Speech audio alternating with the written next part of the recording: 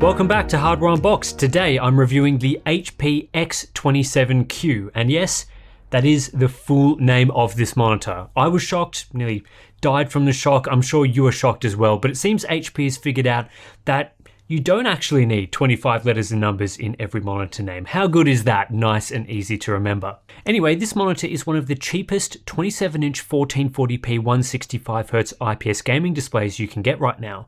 It costs just $270 US at the moment. I've even seen it as low as $250 at times, which is really cheap for these specs. I'd say we typically see products like this for $300 minimum.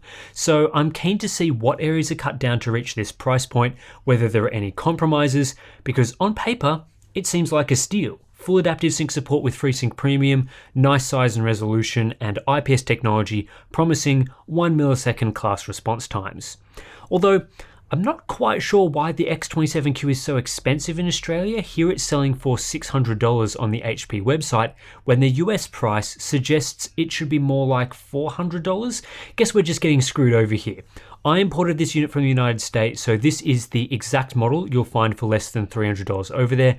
Big shout out to our Patreon and Float Plan members who support the channel directly and provide us the funds to buy products like this. Today's sponsor spot is brought to you by MSI and their gaming peripherals. The GK71 Sonic mechanical keyboard includes a premium memory foam wrist rest and packs MSI Sonic Red 35-gram lightweight switches for ultra-fast responsiveness, and are one of the lightest linear mechanical key switches in existence. Then, taking your aim and shooters to the next level is the MSI GM41 lightweight 74-gram wireless mouse, complete with Japanese Omron switches and class-leading Pixar PAW3370 optical sensor. Enjoy 80 hours of clean flick shots on a single charge, plus NVIDIA Reflex support too. So for more information, please check the link in the video description. The overall design and build quality is very basic, which is expected at this sort of price point. The monitor itself is quite light in terms of mass. There's not a lot of premium materials here. In fact, most of the outer surfaces are made from a standard basic black plastic. Very simple stand setup, normal bezels on three sides, and a bit of a chin along the bottom edge. In going with something so basic, HP haven't ended up including any gamer design elements like RGB lighting or weird patterns, which is an approach that I like. However, it definitely looks and feels like a monitor on the cheaper end of the scale. Using a cheaper design tends to come with a few compromises, and it's not just in terms of build quality.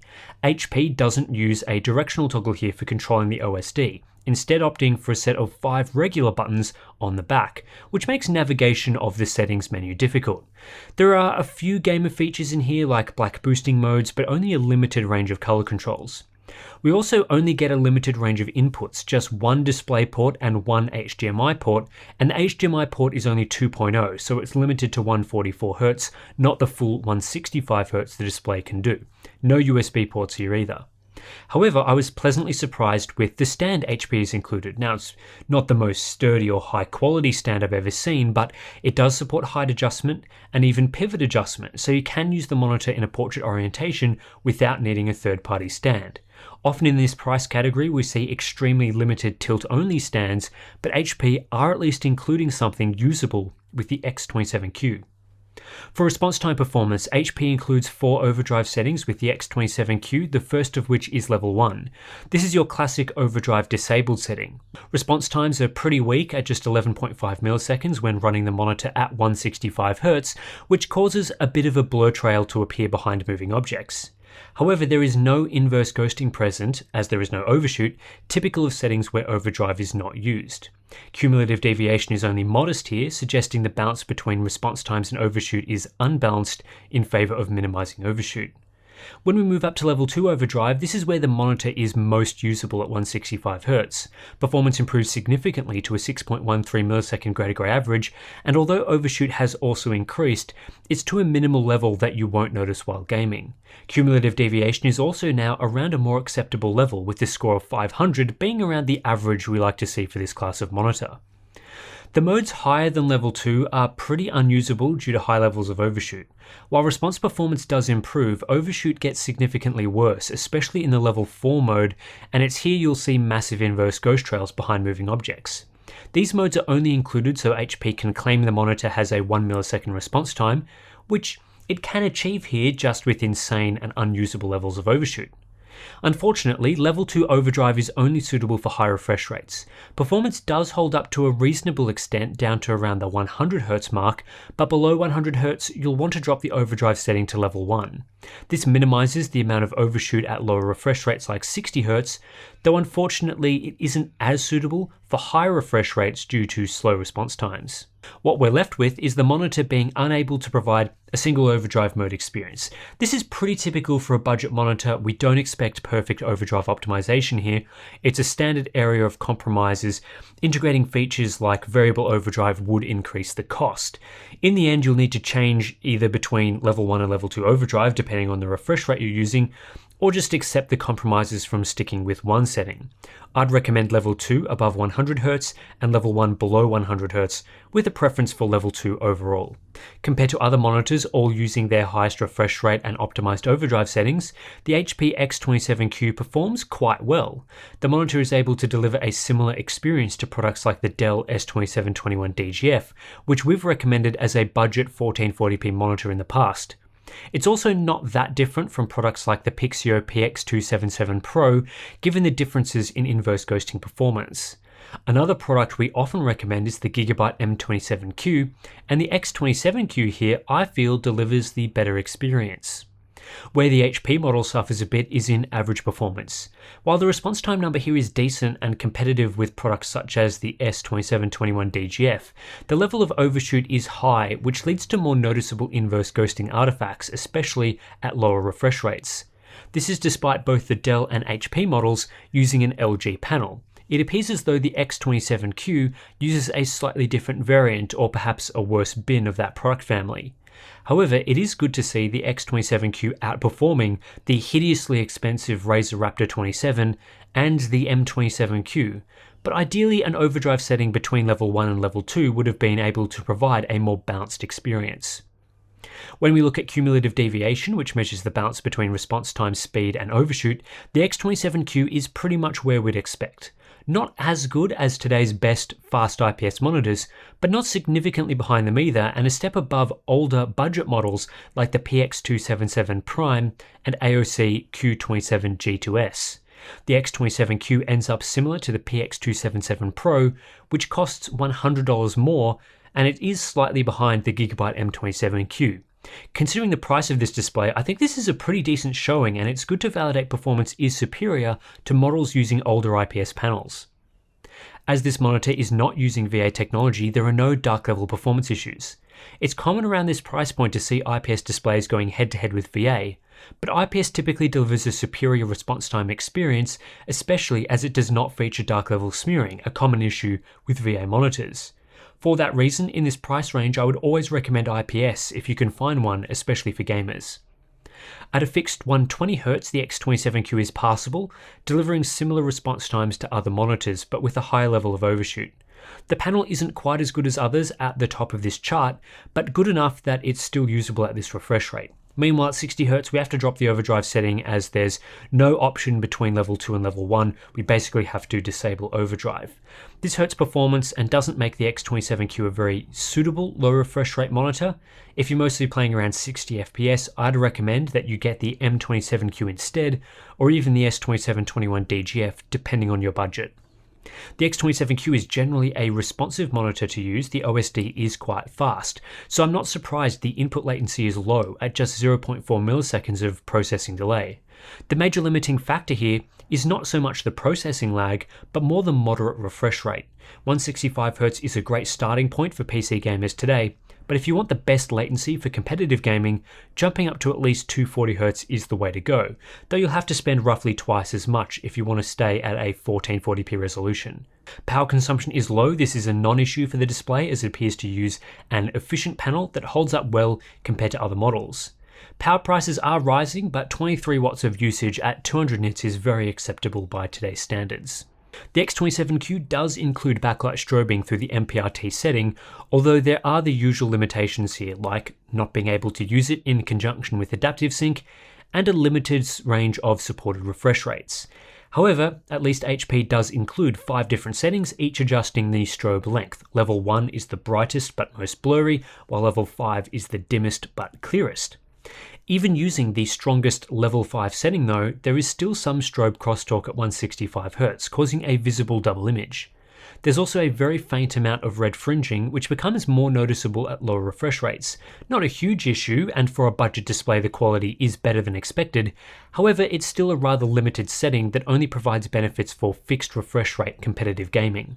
Color performance is up next, and despite HP not advertising a color gamut anywhere on their product page, the X27q is indeed a wide gamut monitor. Or I should say, wider than sRGB, because the support here is a little weird. We do get an extension to the Rec. 709/sRGB gamut in the red, yellow and magenta directions, but no extension for greens.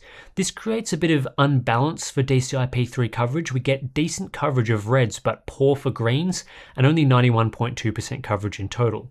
A bit strange and not very suitable for displaying color accurate wide gamut images. Rec. 2020 coverage is only 67%, which is only 5 percentage points better than sRGB only displays like the X27 Prime, and behind other monitors that target DCI-P3.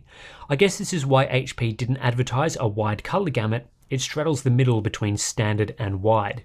Out of the box grayscale performance is average. The X27q ended up a bit too warm and the gamma was too high, making some shades darker than they should be. This caused weak delta E performance. However, despite this being a wide gamut monitor of sorts, and the gamut being unclamped by default, oversaturation was relatively minimal as the gamut only really extends significantly in the red direction. So when we compare these results to other displays, the X27q fares well for color checker performance, but is much more average for grayscale. HP doesn't include an sRGB mode with this display, and there are only a few other color controls, so overall, the only major adjustment you can make is to the white balance. This can improve grayscale performance, but we end up shy of accurate results. The only way to significantly improve performance is through a full calibration. We used CalMan for this and achieved really solid results for sRGB. However, for wider gamuts like DCI-P3, coverage of this gamut simply isn't good enough, so I wouldn't recommend this display for anything other than sRGB. Maximum brightness is good, at a touch under 400 nits, which is what HP advertises. Most budget monitors of this class get around this bright, which is sufficient for indoor usage in most conditions. Minimum brightness is also solid at 43 nits, great for users in darker conditions. The contrast ratio though is disappointing. Despite HP claiming a 1000:1 result, in my testing I only achieved 908:1 after calibration, which is weak and below average for an IPS monitor. It's not quite as bad as the Dell S2721 DGF, but we're in that range, as the X27q also uses an LG panel. Monitors like the Gigabyte M27q are much better choices if you value things like black levels and plan on using the monitor mostly in darker environments. I also had a few issues with IPS glow, more than I'd typically like to see from an IPS monitor. Now this does vary from unit to unit, but the uniformity of my panel wasn't amazing. I still think it's usable, particularly the central area which has good consistency, but the outer edges did suffer, especially the top left corner with my particular unit. The last section of this review is the Hub Essentials checklist, which assesses whether HP is accurately advertising this monitor's capabilities and whether the display meets basic acceptable performance metrics. There's a few issues here to begin with, such as the lack of a directional OSD toggle and HDMI refresh rate limitations due to HDMI 2.0. I also think buyers will be disappointed to receive just a 900:1 contrast ratio after HP advertises 1000:1, so I think that's a bit misleading and is a common issue with monitors based around LG panels. The lack of an sRGB mode is also annoying, though not a deal breaker given the limited extent to which the panel is wide gamut. The response time section shows a few typical issues like the lack of a single overdrive mode experience and HP being misleading in claiming a 1 millisecond response time, which really is only achievable when using overdrive settings that have unusable levels of overshoot. However, the basics are here, like decent input lag and backlight strobing support. The other area where LG falls down is in advertising HDR400 support on their website. Although I checked, and this doesn't mean display HDR400 certification, as it's not included in Vase's list of 400 tier products. While the X27q does include 8-zone edge-lit dimming, the hardware for HDR is bad. The backlight isn't bright enough, the color gamut is poor, and the local dimming is terrible. So from that perspective, this monitor should not be advertised as supporting HDR, as it's more of a fake HDR experience. But in a positive note, no panel defects were found, It uses a regular RGB subpixel layout and no flickering was observed. Overall, when buying a 1440p gaming monitor for less than $300 US, I think it's fair to expect some compromises. We're not paying high-end money after all. But while the HP X27q does have some issues spread across various areas, I think the overall performance package holds up pretty well compared to other options available in this price range. As expected, we don't get a single overdrive mode experience with the X27q, but response time performance is reasonable. Not as fast as the best IPS monitors of today, but it's definitely faster than older IPS panels that dominated this price class a few years ago. The 1440p 165Hz combination is still excellent for gaming. We get adaptive sync support, no panel defects, and even backlight strobing is included. Then for picture quality, yeah, we're not getting anything particularly amazing. There's not much wide gamut support, factory calibration is average, and the contrast ratio is poor, but other areas are perfectly usable. It gets nice and bright, viewing angles are excellent, it's a flat panel, no dark level performance issues, and it works perfectly fine for SDR content. Unlike some of its competitors, it also includes a regular RGB subpixel layout, so text clarity is crystal clear. I've actually been pretty impressed with how HP has been able to make this sort of monitor with only a bit of fat trimmed around the edges. We lose a bit of wide gamut here, a bit of performance there, we don't get a directional toggle for the OSD and so on, but the basics are still intact, like how we still get a height adjustable stand and how the gaming experience still holds up well compared to other monitors we've tested with the same specs. This makes the X27q a very solid buy for just $270 US. Just a couple of weeks back, we looked at the Pixio PX277 Pro for $370, and to be honest, the X27q gets close in performance for a huge price saving. Another favourite we've recommended in the past has been the Gigabyte M27Q, which is $60 more expensive.